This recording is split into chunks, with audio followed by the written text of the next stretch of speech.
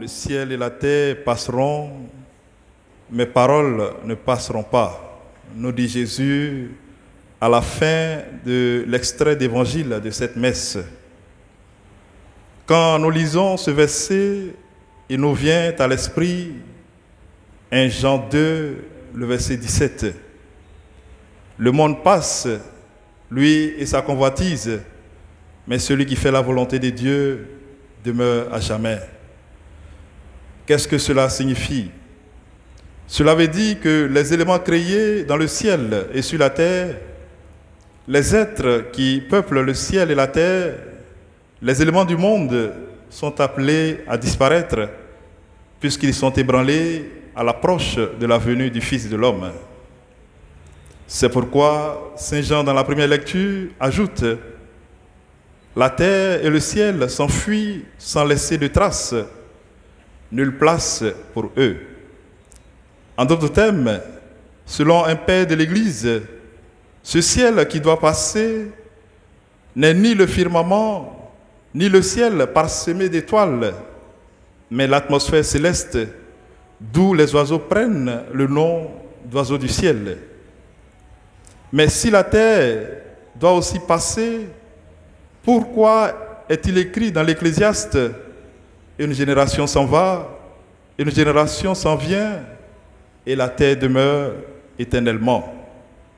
Cela veut dire que le ciel et la terre passeront quant à leur forme présente et leurs propriétés ou caractéristiques actuelles, mais ils existeront toujours dans leur essence. C'est en ce sens que Saint Jean dira « J'ai vu un ciel nouveau et une terre nouvelle, car le premier ciel et la première terre s'en étaient allés, et de mer, il n'y en a plus. » Frères et sœurs, chers amis, la figure de ce monde passe et passera. La preuve, nous sommes en contexte de changement ou de variabilité climatique, et cela aurait provoqué le déplacement des saisons. Mais qu'est-ce qui ne passera pas? Mes paroles ne passeront pas, dit Jésus.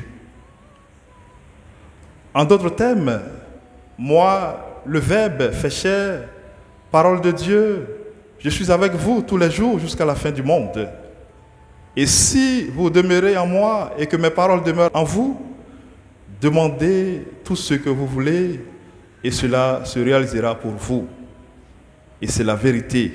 C'est pourquoi, dans la première lecture tirée de l'Apocalypse de Saint Jean, les âmes de ceux qui ont été décapités à cause du témoignage pour Jésus et à cause de la parole de Dieu, eux qui ne se sont pas prosternés devant la bête et son image et qui n'ont pas reçu sa marque sur le front ou sur la main, les saints et les martyrs reviennent à la vie et règnent avec le Christ. Cependant, les autres sont précipités dans les temps de feu. C'est la seconde mort. Eux qui ne demeuraient pas en Christ et qui étaient comme des sarments, jetés dehors, desséchés. Les sarments secs, on les ramasse, on les jette au feu et ils brûlent. Seigneur, apprends-nous les choses qui demeurent. Apprends-nous à nous détacher des choses de ce monde qui passe. Nous savons que la Sainte Écriture est la parole de Dieu, en tant que sous l'inspiration de l'Esprit divin, elle est consignée par écrit. Aide-nous à être dociles à tes enseignements.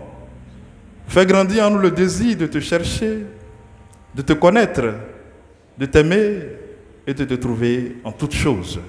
Toi qui vis et règnes pour les siècles des siècles.